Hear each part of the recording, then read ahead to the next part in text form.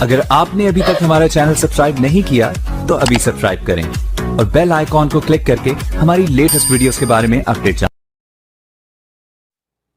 एक कपूर कमीशन है, मैं आज आपको बता रहा हूं, ये देश को नहीं बताया गया। महात्मा गांधी के मर्डर के बाद 1969 में एक कपूर कमीशन बना है, उसकी रिपोर्ट नहीं सार्वजनिक की गई है। पूना में महात्मा गांधी के कत्ल से 3 दिन पहले उसमें एक डिस्ट्रिक्ट मजिस्ट्रेट और उसकी एक वाइफ का कन्फेशन बयान है। वो ऑफिसर पूना से अपने घर से बाहर ड्यूटी पे गया हुआ था। उस लेडी ने बयान दिया है कपूर कमीशन के अंदर, और उसने कहा कि कुछ लोग उसके घर पे आए थे और वो साहब से मिलना चाहते थे। साहब नहीं थे, उस जमाने टेलीफोन की सुविधा बहुत ज्यादा नहीं थी। उन्होंने अपने पूरे रिटर्न उसमें लिखा है, वो भी कोई बड़ी अफसर थी। उसने कहा कि 3 दिन पहले महात्मा गांधी की हत्या से जो लोग आए थे, उन्होंने कहा कि पुणे के अंदर ब्राह्मणों के खिलाफ बहुत बड़ा षड्यंत्र हो रहा है और काफी लोग मारे जाएंगे क्योंकि गांधी जी की हत्या होने वाली है। ये 3 दिन पहले उसने कहा है। उस लेडी ने यहां तक कहा कि उस अफसर को उसने बता दिया था, जो उसका पति था। उसने दिल्ली भेजा। दिल्ली में किसने फाइल दबाई? ये कमीशन के बारे में नहीं बताया गया क्या आपको? वो कमीशन की रिपोर्ट निकलवा लीजिए ना। वो छुपका दी, दबा दी। हो सकता है कि सामने हो नाथूराम गॉडसे, और गांधी जी की हत्या से 2 दिन पहले का उनका बयान देख लीजिएगा। यह सब कुछ अवेलेबल है। इन तथ्यों को देख करके देश में बदलाव हो रहा है या नहीं हो रहा, वो एक अलग इशू है, लेकिन कम से कम इस जनरेशन को सच तो पता चलेगा। उनकी हत्या से 2 दिन पहले गांधी ने कहा था कि यह कांग्रेस पार्टी को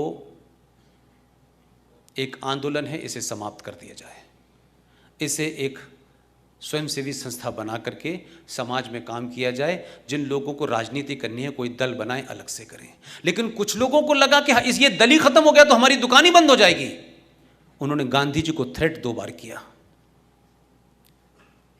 और 2 दिन के बाद गांधी जी समाप्त हो गए। और कौन वहां खड़ा हुआ था? कैसे कैसे षड्यंत्र हैं आपके यहां। जाइए तो जरा बिरला मंदिर जाइए, तो इतिहास तो देखिए दिल्ली में जाकर के, क्योंकि हम सब लोगों ने अखबारों के माध्यम से पढ़ा है। और उस दौर के अखबार जो 1 या 2 हुआ करते थे, आज की तरह कोई 450 टेलीविजन नहीं थे। किसने सुना गांधी के मुंह से ये आवाज निकली, हे राम? किसने सुना था? ऐसा क्रिएट कर दिया गया कि सिर्फ नेहरू जी को सुनाई दिया हे राम कह रहे थे वो। How the create the things. आपने एक क्रिएट करा, लोगों की सिंपैथी, हे राम। आखिर में उन्हें भी हिंदू बना दिया और चल रहे। गांधी के बारे में कुछ मत कहना, कहते ही मुसीबत हो जाएगी। गांधी की पर्सनल लाइफ के बारे में विदेश में चर्चा हो रही है, उनके निजी जीवन के बारे में चर्चा हो रही है, वहां नहीं कुछ बोलेंगे। लेकिन जैसे ही इस देश में भारतीय जनता पार्टी और आरएसएस को कॉर्नर करना हो, तो 2 एजेंडे लेके खड़े हो जाओ कि आरएसएस तो वो पार्टी है, वो संगठन है जिसका गॉडसे जो था मेंबर था। और ये देखिए, ये तो वीर सावरकर के समर्थक हैं। तो ये बड़ा अच्छा है, जैसे वो ये बोलते हैं, ये बेचारे डिफेंसिव हो जाते हैं। अब ये डिफेंसिव नहीं हो रहे, अब उनको संकट लग रहा है, इसे नया क्रिएट करो। तो इस बार क्या हुआ कि उन्होंने कहा कि अच्छा, जिसको तुमने हिंदू आतंकवादी क्रिएट किया था, वही हम उसके खिलाफ उतार देते हैं, जो हिंदू आतंकवादी थ्योरी का जनक था। तो राजनीति में आदर्शवाद नहीं चलता है। हम ये कहें कि राजनीति एक अलग चीज है, तो राजनीति के जो नियम हैं वो आपको अच्छे लगें या ना लगें, आप उसी से आप जीत सकते हैं। जब आप आदर्शवादी थे, ये तमाम संघ के लोग होंगे यहां, इन्हीं का संगठन, इन्हीं की Bharatiya Janata party political training लोग लेते हैं, जाते हैं। मैं गलत कह रहा हूं साहब? मैं गलत कह रहा हूं?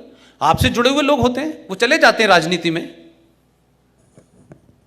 जब वो राजनीति में चले जाते हैं तो उनका अपना एक राजनीति के खेल हैं। ये क्या कर रहे थे बेचारे? ये 5000 साल पुरानी अपनी आदर्श समाज में बेचारे जी रहे थे कि जैसे हम ईमानदार हैं, दुनिया भी ईमानदार होगी, और अगर नहीं होगी तो हमको देख देख के हो जाएगी। 100 साल से बेचारे ये कर रहे थे। तो जो स्वयंसेवक यहां से जाकर के जब राजनीति करने जाता था तो थोड़े बहुत तो उसमें गुण रहते थे इनके। तो जब तक ये आदर्शवाद से लड़े तब तक पार्लियामेंट में ये एक फूल दो माली थे। लेकिन जब इनको समझ में आ गया कि फुटबॉल के ग्राउंड में हॉकी के नियम नहीं चलेंगे,